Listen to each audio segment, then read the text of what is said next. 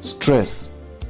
Stress happens when an unnatural amount of emphasis is placed on any one need, too little to live on, or too much peer pressure, or too high of expectations.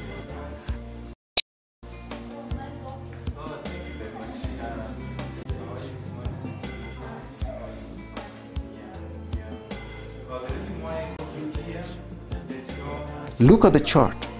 Some stress helps us to do better. Too much can paralyze us.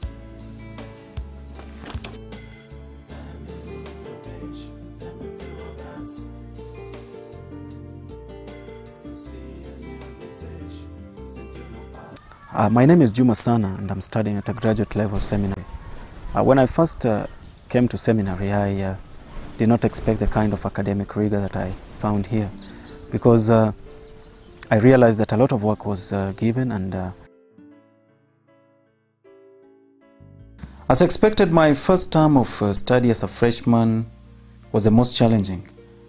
I had to adjust to the academic demands quickly and get used to the system. I soon realized that not even 24 hours was enough for me to finish all my papers and assignments on time and still spare some time for other activities such as Bible study and prayer meetings. My biggest challenge was to strike a balance between the time I spent on academics and the time I spent on other activities such as visiting friends, spending time with my siblings, and playing football, which is my favorite leisure activity.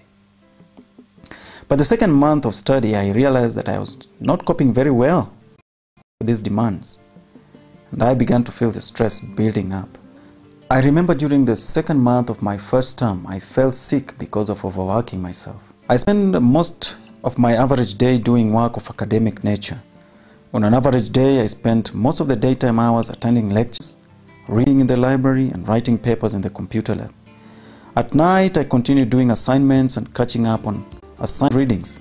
I usually slept at around 3 a.m. or 4 a.m. latest. My body could not keep up with this regimen for too long, and I felt sick out of sheer exhaustion. I experienced headaches, nausea, and feelings of frustration. This lasted about a week and a half. During this period of time, I spent most of the day sleeping. This meant I had to skip some classes and put all assignments and readings on hold. I felt like quit the program altogether. And in fact, I began to seriously consider it. After this personal crisis, I realized that I had to find new ways of approaching my studies in order to reduce my stress levels. I joined study groups which would offer some degree of relief. Moreover, the group provided much needed socio-psychological support, which I missed when I did most of the work alone. I also began to jog and play football in the evenings as a way of relaxing my mind and releasing the energy I needed to study during the night. I continued my studies with a much more calmer frame of mind. And however, as I came to the end of my studies, I began to feel some debilitating pain in my lower abdomen. I did not seek treatment immediately because I thought that it was just a normal flatulence I experienced after eating certain kinds of foods. I went to see the doctor, who prescribed some antacids and asked me to see him again if the pain persisted. I took the antacids for some time, but the pain persisted and became more and more severe as the days went by.